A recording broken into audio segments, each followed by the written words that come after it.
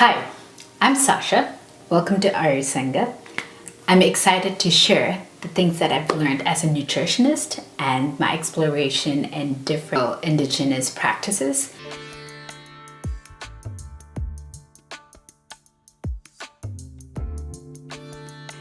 Ayurveda is the science and wellness that was invented in India 5,000 years ago.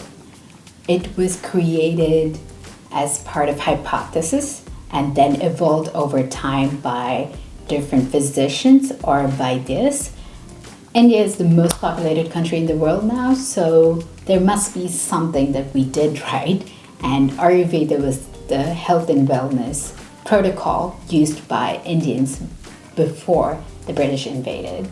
The British invasion actually made sure that yoga and Ayurveda was not taught in schools. So like my parents' generation and my generation never learned this wealth of knowledge because of a simple act that was established by the British.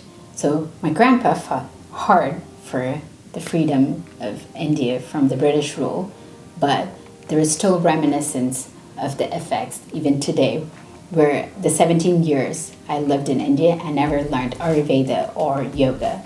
When I moved to the US, I learned yoga from my school gym. And when I went for the nutrition certification, that's when I got exposed to Ayurveda. And luckily, I had visited India last year and I learned a lot more from the Vaidyas in Kerala.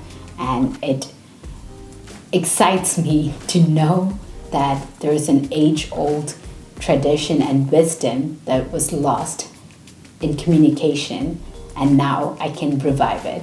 And it's very exciting to see the Indian government actually contribute and also promote through Ayush, the government-based organization that makes sure that we continue to evolve the wealth of knowledge in Ayurveda, Unani, Siddha, homeopathy.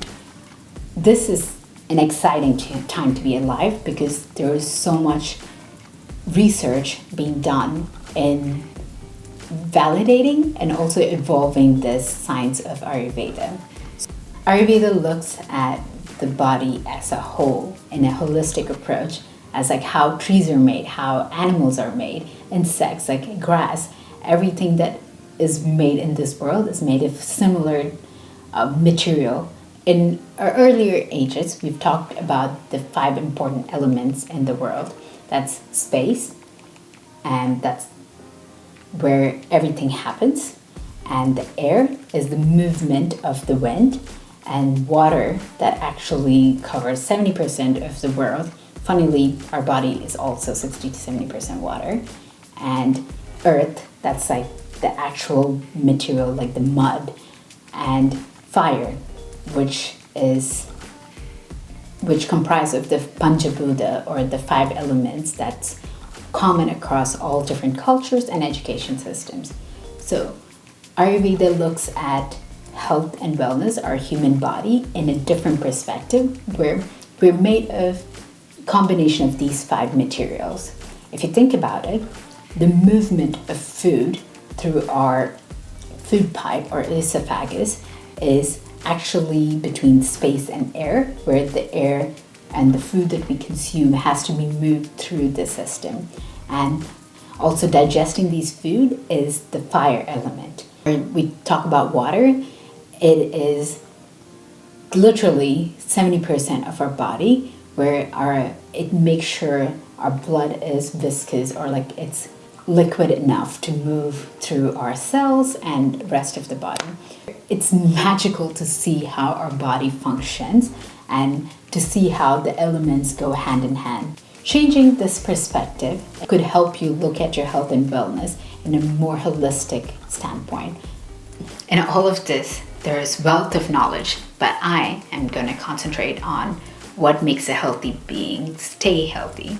So kind of look at the root cause of what could cause us discomfort and balance our material make within our body.